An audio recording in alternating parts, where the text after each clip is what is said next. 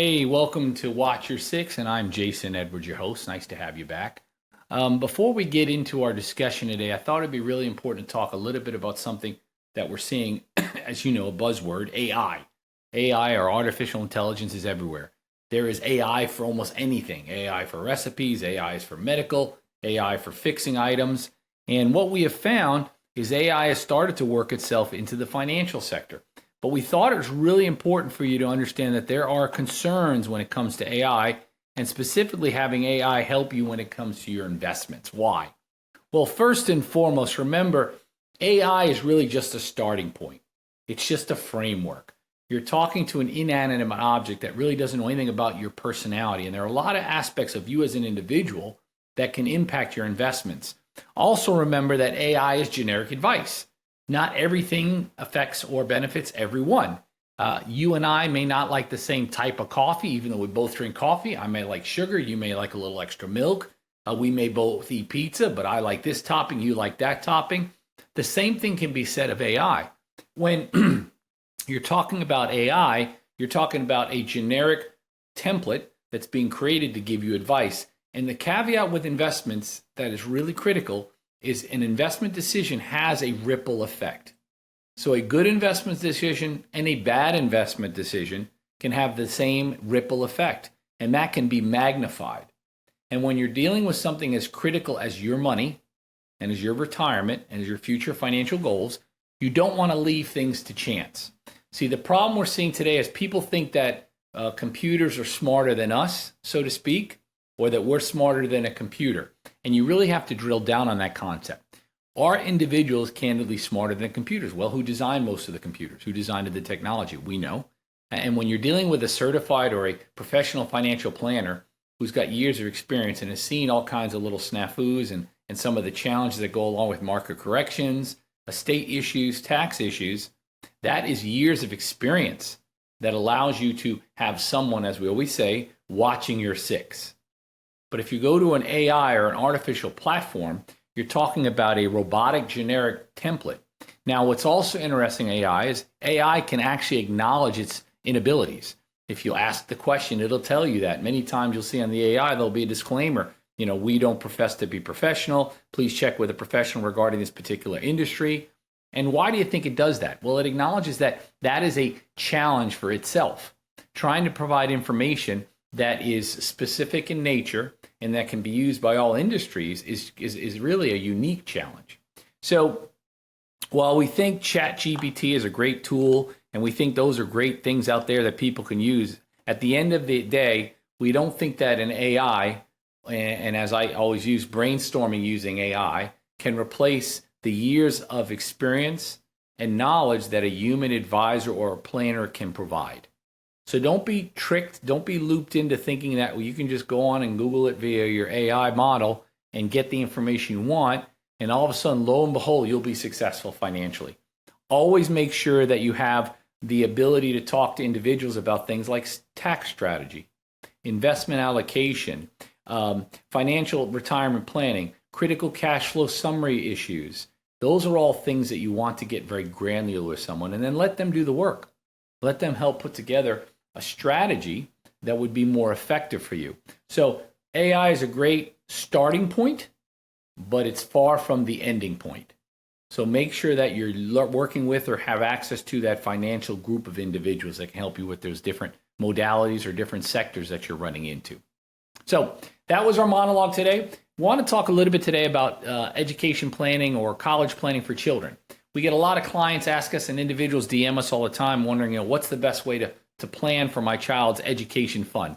You have a newborn baby, you want to make sure that you've got money put aside, designed for them when they get older, so that hopefully they get a leg up and maybe in some cases have a better financial situation than what we were inherited. So when you talk about that, there are many different avenues to take. Today we're going to talk about basically three very common avenues when it comes to financial planning for children. And we're going to talk about the pros and cons so that you as the individual understand all the ramifications and can make those adjustments. Now, when you're looking at a child and you're looking at money, you want to determine what is the objective. What's the goal? Do I have money when they're age 20 for a wedding? Do I want to have money for maybe higher education? I want their college prepaid, Or do I want to have money to give them as a gift maybe when they get a little bit older? All of those have an impact on which financial product or strategy you'll utilize. Now, the three basic strategies that are typically used are one, state prepaid college strategies, UTMAs or UGMAs, which we're going to get into a little bit, and then the 529. Now, the prepaid strategy is really the concept of paying for college today, and in 20 years from now, with inflation, I've already covered the cost of goods. Now, here's the pros and the cons. The pros is, as I just described, you're paying for school today, and you're avoiding the impact of inflation 20 years from now. And as we all know, education inflation is pretty high. So in theory, I've paid it today. I don't have to worry about how much it's going to cost 20 years from now. But the downside with that strategy is twofold. One, what if the child doesn't go to school? So now what you're going to do is you're basically going to get your money back with 20 years of inflation missing. Anybody know how much $100 was worth 20 years ago? Worth a lot more than it is today. So you've missed out on 20 years of possible growth because that money's not been invested. 20 years of no keeping up with the cost of living. Therefore, the value of that money is very low. The second issue in most cases is the state prepaids are not portable. So let's say the child says, you know what, mom and dad, I know you prepaid for me in this state, but I want to go to another state for school. Well, now we've got a challenge.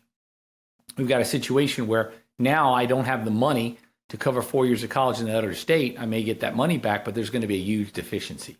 So traditionally, prepaids sound great initially, but when you look at it, so what we call kick the tires, you look at the different dynamics, you understand that prepaid college can be a challenge. That's something that, we don't necessarily look at as a positive because of the limitations I described. Now, the secondary strategy has been around for years. They're called UTMAs or UGMAs, and they are basically acronyms. Uniform Gift to Minors Acts or Uniform Trust to Minors Acts. They're just acronyms for the type of account. And the logic was in those accounts is that I put money in on behalf of my child, and the taxes for that account are paid at my child's tax bracket. Well, as you all know, children are going to have a much lower tax bracket, right? So you've got the parent as the owner, child is really the individual the money's being gifted to, and now that money's being taxed as it grows at the lowest bracket at the time. Now that sounds great. However, here's the challenge with those contracts. One, with that type of account, when that child gets what they call the age of majority, that means somewhere in their 18s or 20s, they legally have access to all that money. Now ask yourself, how would you have done if your parents turned around at age 18 and said, you know what, son, daughter, here is $200,000 I saved for you. I can't control it anymore. It's all yours. Do you think you would have been fiscally responsible? Now, I can speak for myself. I know I wouldn't have, and I probably would have burned a hole in my pocket very quickly.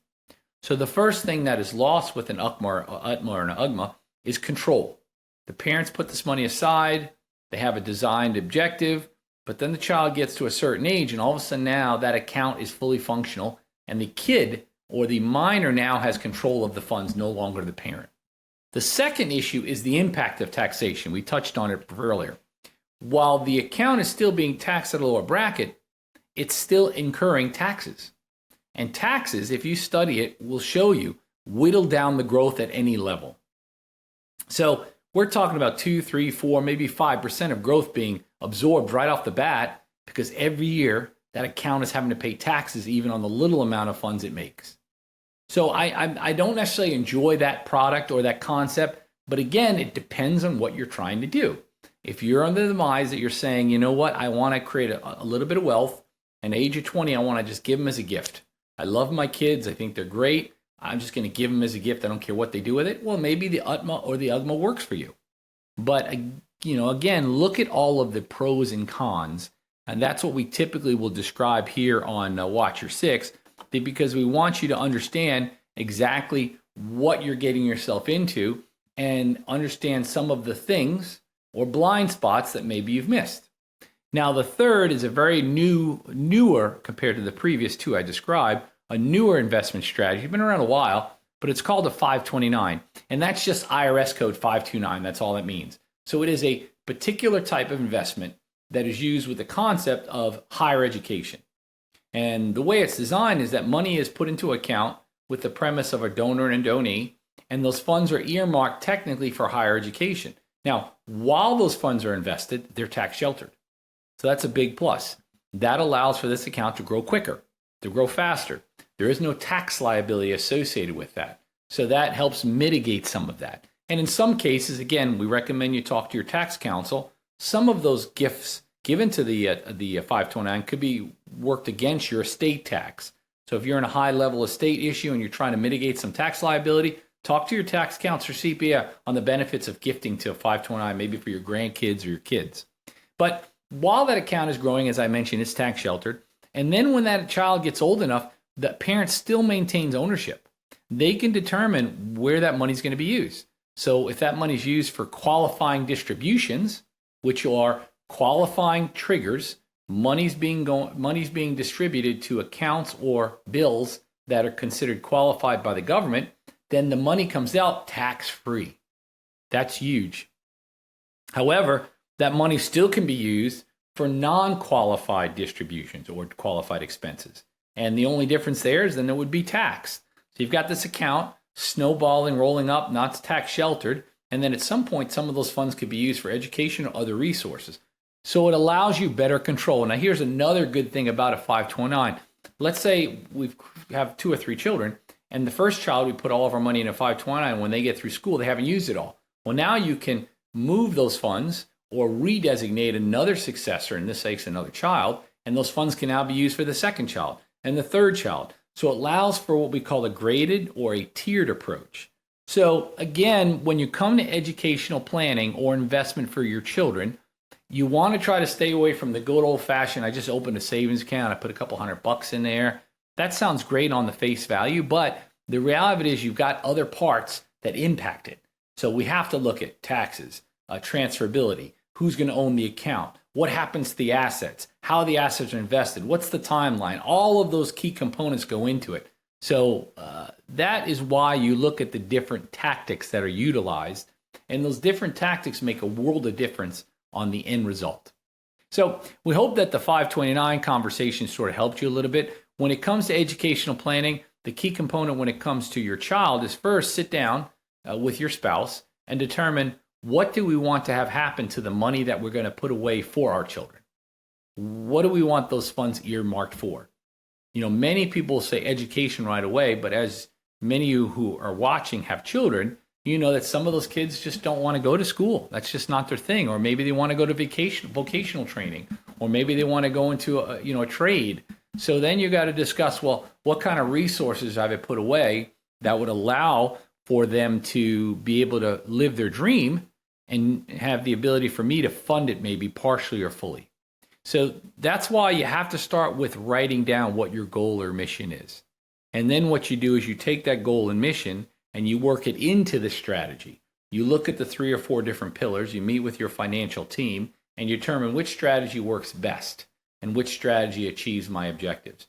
And which strategy, for example, let's say if I have a child that doesn't end up using the funds, or maybe later in life we have a falling out and I don't really want to give them any money. I mean, it does happen, unfortunately.